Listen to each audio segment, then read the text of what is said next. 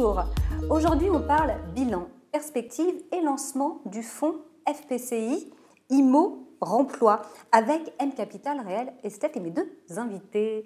Bonjour à toutes les deux. Bonjour. Bonjour. Pour l'instant, peut-être qu'on va faire un petit bilan pour commencer. Nous dressons un bilan très positif pour M Capital Real Estate en 2020. Tout d'abord, nous sommes investis sur de l'immobilier résidentiel. Donc, clairement, ce secteur a démontré sa résilience, notamment cette année au ralentissement économique.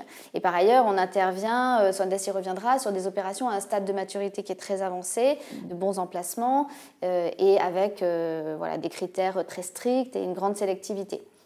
Si on revient sur quelques chiffres, pour M Capital Real Estate, juste depuis sa création en 2017, ce sont 40 opérations qui ont été financées, dont 17 en 2020. Et cette année aussi, on a réalisé 6 sorties pour les investisseurs qui se sont traduites par un rendement annuel net de frais de 9%. Avec un tel bilan, j'imagine que vous avancez sereine en 2021. Et justement, quelles sont vos perspectives ? Pour 2021, on s'attend à de très bonnes perspectives, notamment du fait des besoins importants en termes de fonds propres pour les acteurs du secteur. En effet, les banques demandent désormais des niveaux de fonds propres de plus en plus importants et également des niveaux de précommercialisation élevés. Autre phénomène, le besoin de verticalisation des villes. Cela passe par des opérations de réhabilitation d'immeubles existants. Et là encore, on est sur une typologie d'opérations qui nécessite un niveau de fonds propres plus important. Nous sommes donc face à une tendance favorable pour des fonds de type value add. Donc de la création de valeur. Voilà. Tout à fait. Votre FCPR, Select Promotion, a été constitué en septembre 2020. Il reste ouvert à la commercialisation jusqu'en mai, c'est bien ça ? C'est exactement cette année. ça, oui. Mais alors là, ce qui nous intéresse aussi, c'est le lancement du FPCI, oui. IMO Remploi. Voilà. Il s'adresse à qui ? C'est un fonds professionnel de capital investissement donc qui est réservé à des investisseurs avertis, c'est-à-dire qui investissent au moins 100 000 € dans le fonds.